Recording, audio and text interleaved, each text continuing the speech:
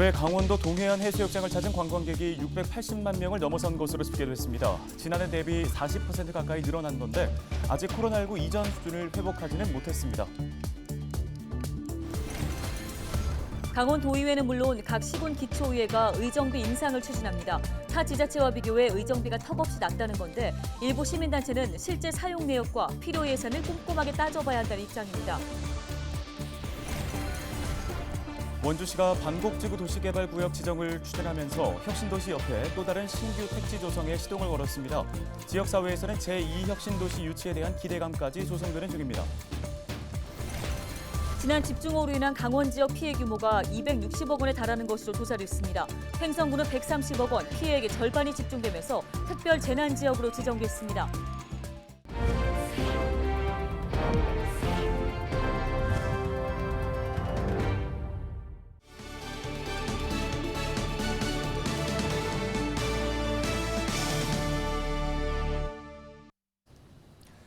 여러분 안녕하십니까? 헬로티비 뉴스입니다. 올해 동해안 해수욕장이 개장한 기간 동안 68만 명의 피서객이 다녀간 것으로 집계됐습니다. 지난해보다는 약 30% 늘어난 수치지만 코로나19 이전에 비하면 절반에도 못 미치는 건데요. 네, 대목 장사를 기대했던 상인들은 울상입니다. 박건상 기자입니다. 붉은색 파라솔이 백사장을 수놓았습니다. 더위를 피해온 이들이 해수욕을 즐깁니다. 휴가철 성수기인 지난 8월 초 속초 해수욕장의 모습입니다. 강원도 환동해 본부는 지난달부터 잇따라 개장한 동해안 해수욕장 83곳에 모두 680만여 명이 다녀갔다고 밝혔습니다. 코로나19 이전인 2019년 여름 1,800만 명이 넘는 피서객이 다녀간 것과 비교하면 절반에도 크게 미치지 못하는 수치입니다.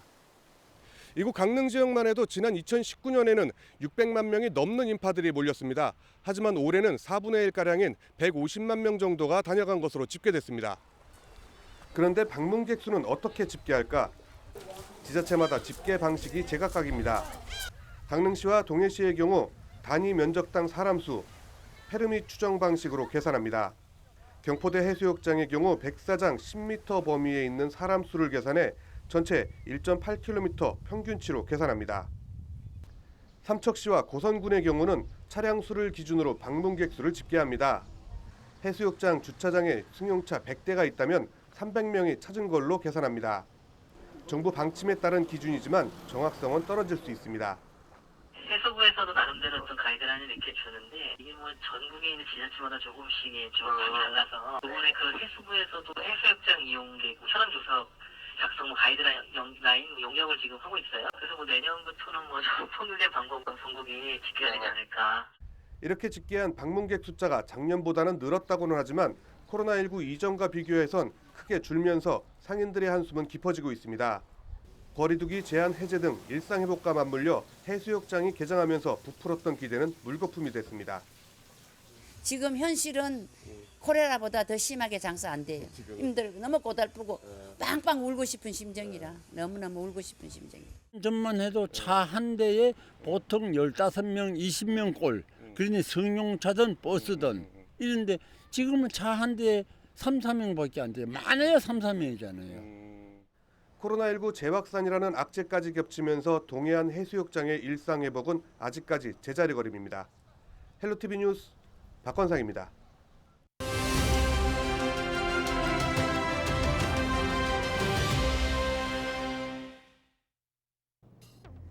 최근 한 달여 동안의 코로나19 신규 확진자 발생 추이입니다.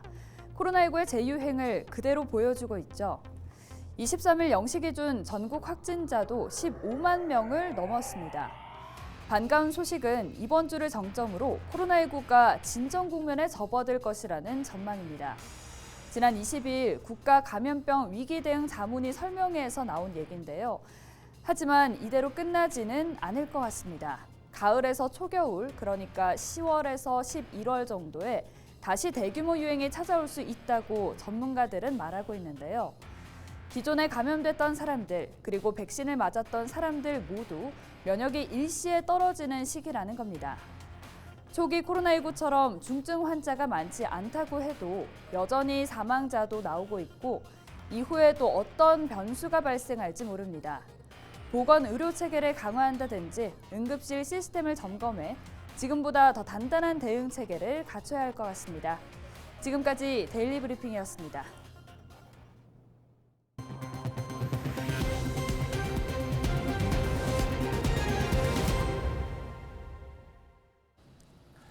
원주 혁신도시 인근에 또 다른 신시가지가 조성될 전망입니다. 국방부가 소유한 옛 예비군 훈련장 부지에 공공주택 등을 포함한 택지가 조성될 것으로 보입니다. 이다혜 기자입니다. 한국관광공사 등 13개 공공기관이 들어선 원주 혁신도시입니다. 혁신도시와 기존 시가지 사이에 개발되지 않은 노른자 땅이 있습니다. 국방부가 소유한 옛 예비군 훈련장 부지입니다. 훈련장 이전 후인 지난 2019년 국유재산 토지개발 사업 대상지로 확정됐습니다. 유휴 부지를 국방부가 직접 택지로 개발하고 수익을 얻는 방식입니다. 청년 신혼부부를 대상으로 한 공공주택과 일자리 창출, 청년 창업 등을 위한 복합 공간으로 조성될 전망입니다. 군부지구 땅 같은 경우는 국방부에서 이제 사업 시행자가 되는 거고요. 인근의 이제 사유지는 이제 LH에서 사업 시행하는 건데 이거를 이제 LH에서 국방부에서 위탁받아가지고 LH가 이제 수탁받아서 이제 사업을 시행하는 거고요. 원주시는 국방부의 요청을 받아 이 일대 택지 개발을 위한 행정 절차에 들어갔습니다. 국방부 땅 54만 제곱미터를 포함한 전체 사업부지 78만 제곱미터를 오는 2030년까지 도시개발 구역으로 지정하기 위해 주민과 이해관계자의 의견을 듣고 있습니다. 혁신도시와 인접한 해당 부지는 정부의 추가 공공기관 이전이나 기존 공공기관과 연계한 기업유치 공간으로 활용될 것으로 기대를 모아왔습니다. 단순히 택지만 개발하기보다는 거기에 연구소나 기업들 같이 유치를 한 것이 필요하다. 그래서 그 기업들한테 그쪽으로 올 수 있는 인센티브가 될 수 있도록 한 것이 필요하다. 이런 입장이에요. 원주시는 향후 정부의 제2공공기관 이전 계획 등이 확정되면 기관, 기업 입주 공간 마련을 반영할 계획입니다. 헬로티비 뉴스 이다입니다. 도의원이나 시군 의원들이 받는 보수를 통상 의정비라고 합니다. 강원도 내 지방의원 의정비는 지역 여건에 따라 최대 1,000만 원까지 차이가 나는데요. 도내 의원들이 의정비가 낮다며 정부의 지방의원 의정비 제도 개선을 건의했습니다. 의정비 인상을 놓고 적절성 논란이 예상됩니다. 전소영 기자입니다. 강원도의회와 각 시군의회는 지난 7월부터 4년 임기가 시작됐습니다. 이에 따라 각 의회는 지방의원들의 보수인 이른바 의정비를 정하기 위한 심의위원회를 구성하고 있습니다. 심의위 구성이 끝나면 의회는 새로운 의정비 인상 여부를 논의하게 됩니다. 이런 상황에서 강원도 시군의회 의정협의회는 최근 행정안전부에 지방의원 의정비 제도 개선을 공식 건의했습니다. 전국적으로 지방의회 의정비를 통일하고 물가 상승률을 고려해 의정비를 인상해달라는 내용입니다. 지방의원 의정비가 지역별로 천차만별이기 때문입니다. 의정비는 의정활동비와 월정수당으로 나뉩니다. 의정활동비는 의정활동과 관련된 자료 수집과 연구를 위해 지급하는 비용으로 광역의원은 연간 1,800만 원, 기초의원은 1,320만 원으로 정해져 있습니다. 전국 모든 의원들이 동일하게 받습니다. 반면 월정수당은 직무활동을 위해 지급되는 비용으로 각 지방의회의 의정비 심의위원회에서 금액을 결정합니다. 이렇다 보니 지역별로 의정비가 제각각인 겁니다. 8월 현재 기준으로 강원도 의원 1명이 받는 의정비는 연 5,400여만 원입니다. 전국 광역의원 평균보다 500만 원가량이 적은데 전남과 세종 다음으로 전국에서 세 번째로 낮은 수준입니다.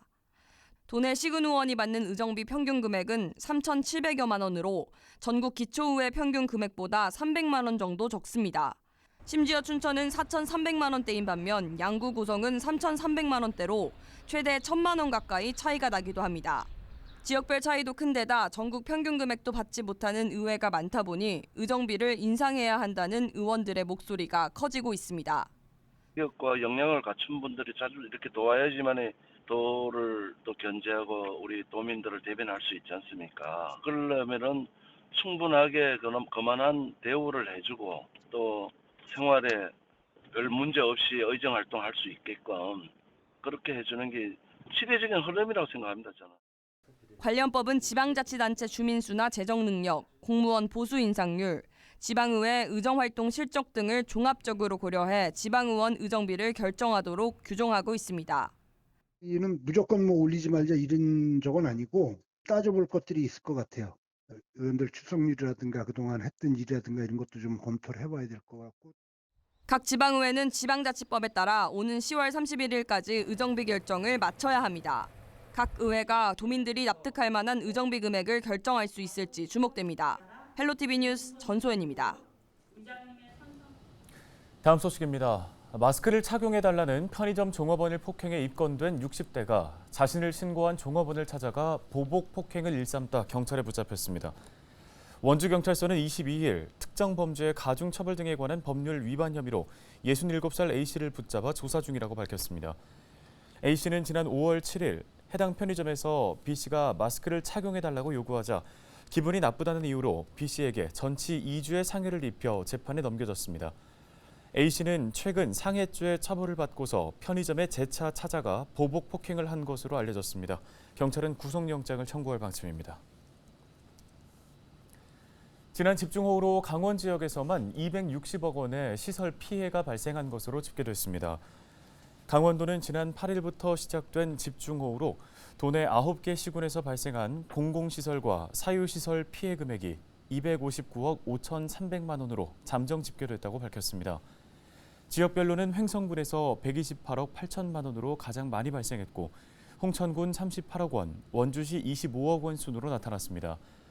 피해 금액에 따라 강원도에서는 횡성군만 특별재난지역으로 지정됐고 홍천군은 국비 50%를 지원받을 수 있는 우심 지역에 포함됐습니다.